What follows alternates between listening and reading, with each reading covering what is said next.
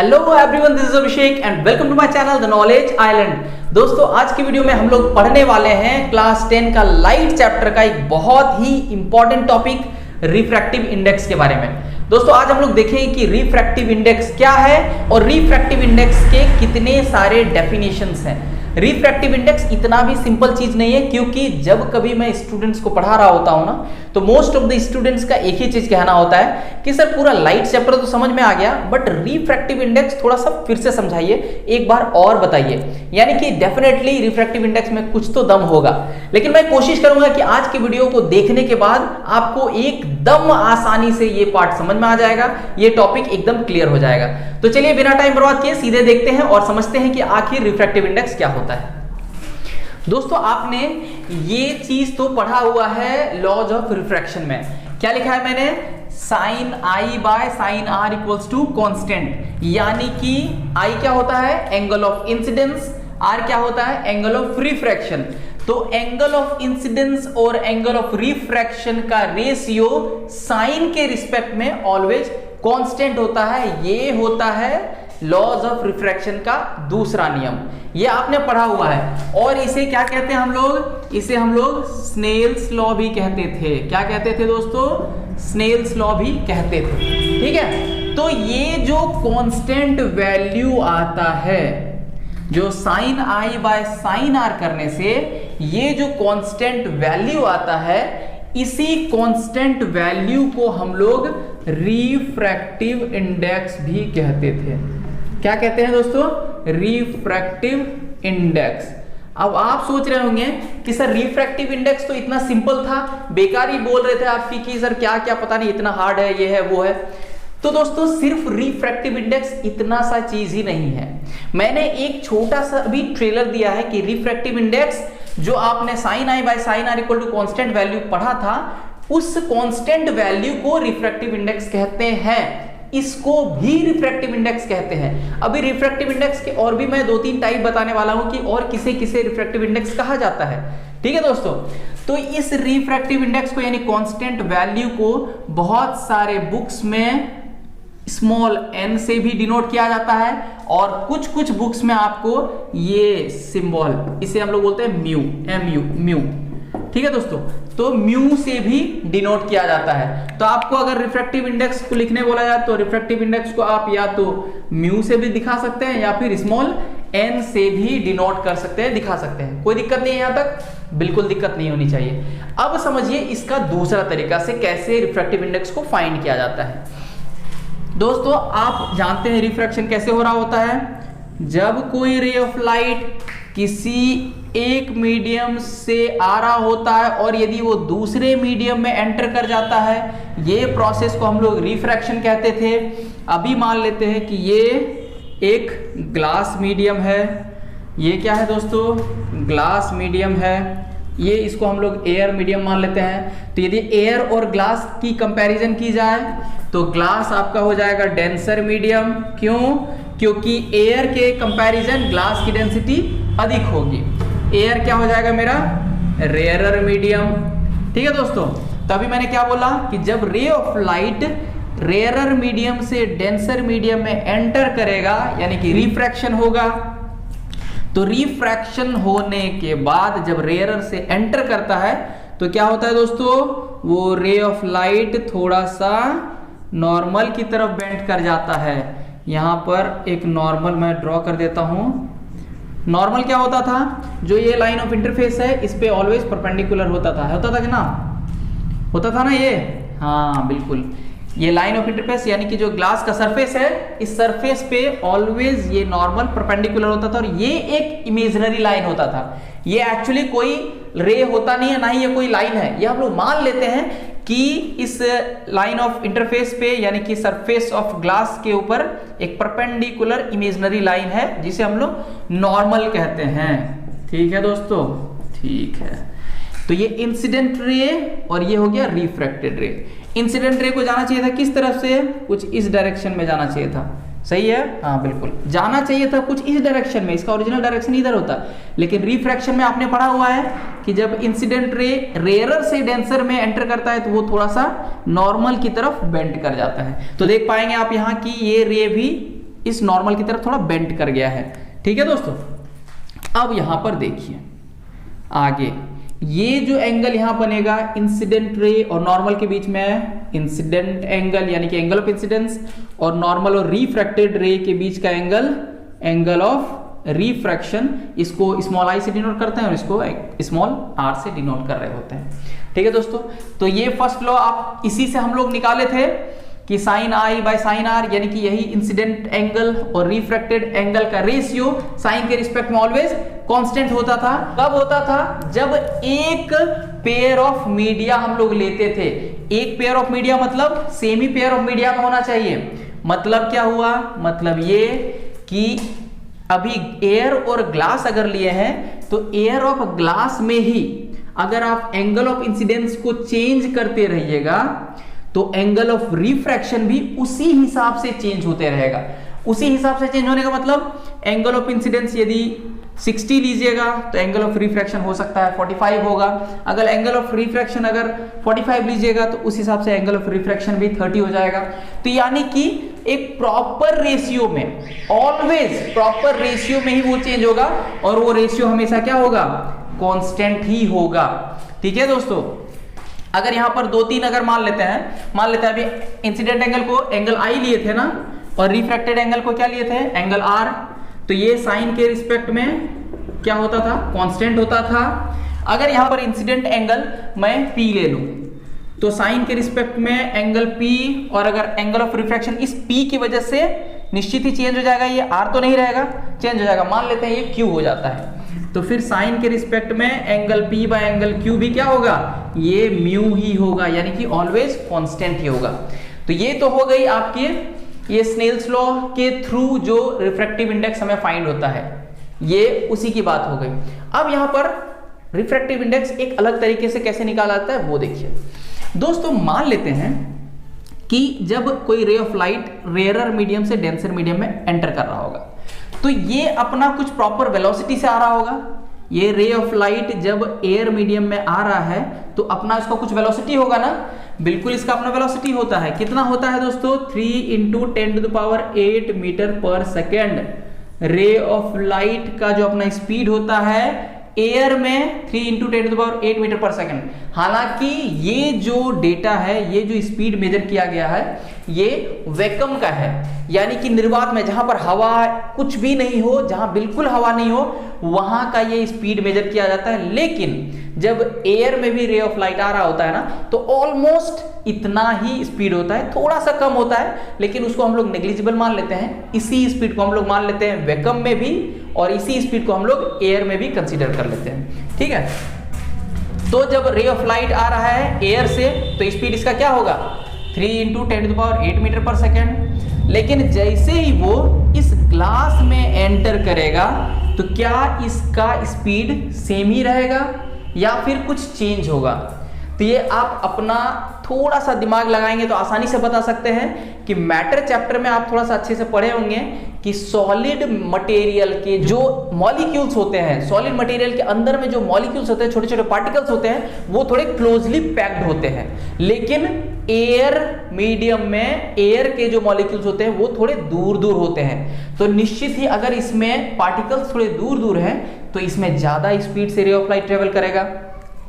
इस सॉलिड में, ये ग्लास है तो निश्चित ही सॉलिड है, तो ये सॉलिड में जो पार्टिकल्स इसके क्लोजली पैक्ड होंगे जिसकी वजह से ये रे ऑफ लाइट थोड़ा सा दिक्कत से इससे पास होगा, यानी कि इसका वेलोसिटी क्या हो जाएगा? कम हो जाएगा। तो निश्चित ही इस ग्लास मीडियम में ये रे ऑफ लाइट जैसे ही आएगा इसका वेलोसिटी इतना तो नहीं रहेगा, इससे कम हो जाएगा, यानी कि चेंज हो जाएगा।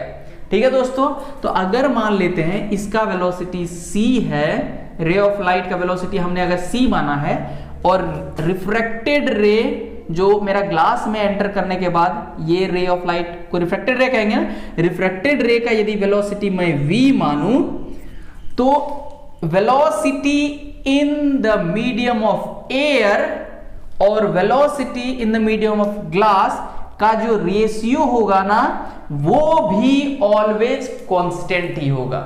क्या कहा मैंने? c/v भी ऑलवेज कांस्टेंट वैल्यू देगा। c क्या था यहां पर?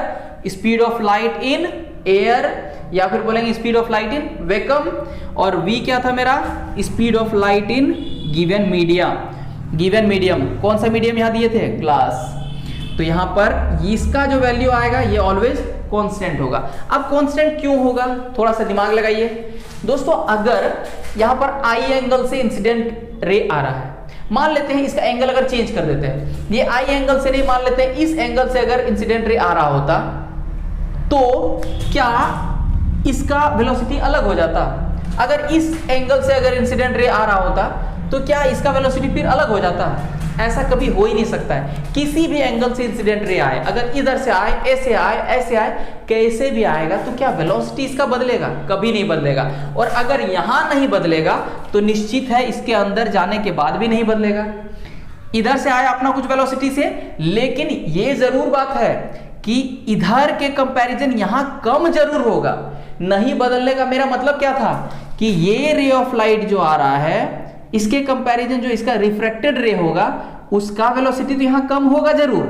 लेकिन अगर हम बात करेंगे कि अभी हम मान लेते हैं इसका स्पीड था 3 × 10⁸ मीटर पर सेकंड, यहां पर इसका स्पीड हो गया 3 × 10⁵ मीटर पर सेकंड मान लेते हैं, ठीक है दोस्तों। तो कहीं ना कहीं यहाँ 10⁸ था, 10⁵ हो गया, घट गया। दूसरा रे ऑफ जो लाइट आएगा दूसरा एंगल से, उसका भी स्पीड यही होगा, और जो उसका रिफ्रैक्टेड एंगल हो, रिफ्रैक्टेड रे होगा, उसका भी स्पीड यही होगा, वो कभी चेंज नहीं होगा। मैं ये कह रहा था, ठीक है। मैंने ऐसा नहीं कहा कि इंसिडेंट रे का स्पीड और रिफ्रैक्टेड रे का स्पीड चेंज नहीं होगा। सेम इंसिडेंट रे और उसी इंसिडेंट रे का रिफ्रैक्टेड रे का जो स्पीड होगा वो तो बिल्कुल बढ़ेगा घटेगा। हालांकि जब रेयरर से डेंसर में आएगा तो मैंने क्या बताया, स्पीड घटेगा, और फिर से डेंसर से रेयरर में आ जाएगा तो फिर से उसी रे ऑफ लाइट का स्पीड बढ़ जाएगा, ठीक है दोस्तों। तो मैंने क्या बोला कि जो speed of light in vacuum या एयर और speed of light in medium always, इन दोनों का रेशियो ऑलवेज कांस्टेंट होता है। और यही कांस्टेंट वैल्यू को हम एक बार फिर से म्यू कहते हैं या स्मॉल एन कहते हैं, और ये एन क्या कहलाता था मेरा, रिफ्रैक्टिव इंडेक्स, ठीक है दोस्तों। तो रिफ्रैक्टिव इंडेक्स का दो फॉर्मूला आपको मिल गया। पहला फॉर्मूला एंगल बेसिस पे क्या मिला, sin I/sin r = n, यानी कि रिफ्रैक्टिव इंडेक्स, और यहां पर C/v = भी n। तो C क्या है, एक बार मैं थोड़ा डिटेल में लिख दूं, speed of light in vacuum divided by speed of light in medium, जो भी मीडियम लिए हैं, सेकेंड मीडियम, यहाँ पर सेकेंड आप लिख सकते हैं। और ये क्या होता है, ये n होता है, यानी कि रिफ्रैक्टिव इंडेक्स ही आता है वैल्यू। लेकिन यहाँ पर एक और बात, इतना लंबा चौड़ा को समझने के लिए एक कोडिंग होता है। अब वो कोडिंग क्या है वो ठीक से समझिए। ये जो n यहाँ पे लिखा गया है ना, इसी n के यहाँ पर जस्ट नीचे में, यहाँ बगल में लिख दिया जाता है। ये जो अभी मीडियम लिया है ना, मान लेते हैं ग्लास मीडियम था, ये वैक्यूम था, अगर वैक्यूम बोलिए या फिर एयर लिखा हुआ रहता तो देखिए लिखा हुआ कैसे रहता है, यहाँ पर G लिख देंगे इसके जस्ट बगल में, और इसके आगे में A लिख देंगे। अब ये NGA, इसका मतलब क्या हुआ, इसका मतलब ये हुआ दोस्तों कि refractive index of G with respect to A, यानी कि ये इस मीडियम का रिफ्रैक्टिव इंडेक्स निकलेगा किसके कंपैरिजन, वैक्यूम के कंपैरिजन। अब ये कंपैरिजन वाली कहानी कहां से आ गई, रिफ्रैक्टिव इंडेक्स में कंपैरिजन वाली कहानी कहां से आ गई। जैसे कि अभी मैंने बोला ही था कि ये फॉर्मूला को रिफ्रैक्टिव इंडेक्स जरूर कहते हैं, यहाँ जो कांस्टेंट वैल्यू आता है इसे रिफ्रैक्टिव इंडेक्स जरूर कहते हैं, लेकिन इसके साथ साथ रिफ्रैक्टिव इंडेक्स से बहुत सारे और भी छोटे छोटे टर्म्स जुड़े हुए हैं। तो अभी एक sin I/sin r जो कांस्टेंट वैल्यू देता था वो रिफ्रैक्टिव इंडेक्स हो गया। दूसरा मैंने क्या बोला कि speed of light in vacuum divided by speed of light in medium equals to भी रिफ्रैक्टिव इंडेक्स होता है। अब तीसरा चीज, इस पार्ट को ना और डिटेल में थोड़ा सा समझिए, इसको थोड़ा सा डिटेल में और समझाते हैं कि वो एक्चुअली जो रेशियो कहता क्या है, speed of light in medium ये क्या कह रहा होता है, इसको ठीक से देखिए। ये रेशियो एक्चुअली बता रहा होता है ना कि जो यहां से रे ऑफ लाइट रेयरर में आ रहा है, यानी कि एयर मीडियम में आ रहा है, इसके स्पीड के कंपैरिजन इसमें स्पीड कितना टाइम्स कम है, ये यहां पर वही दिखा रहा होता है, ये रेशियो। अब वो किस तरह से, देखिए मैं एक एग्जांपल देता हूं। मान लेते हैं कोई बंदा ए है जिसका सैलरी 50,000 है, ठीक है दोस्तों, और कोई बंदा अगर बी है उसका सैलरी 25,000 है।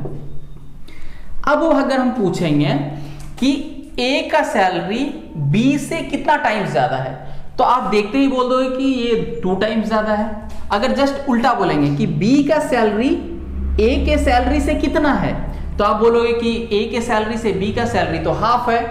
अब इसे कैसे फाइंड करते हैं, ये देखिए, मान लेते हैं इसे कटा दें अगर हम, तो कितना वैल्यू आ जाएगा, ये a by B equals to कितना आ गया, 2 आ गया। इसका मतलब क्या हुआ दोस्तों, इसका मतलब हो गया अगर b को उधर ले आए, 2 को इधर ले जाएं, तो a इक्वल्स टू हो जाएगा a बाय 2 हो जाएगा, और यहां लिख देंगे b, यानी b का जो सैलरी है वो a के हाफ है।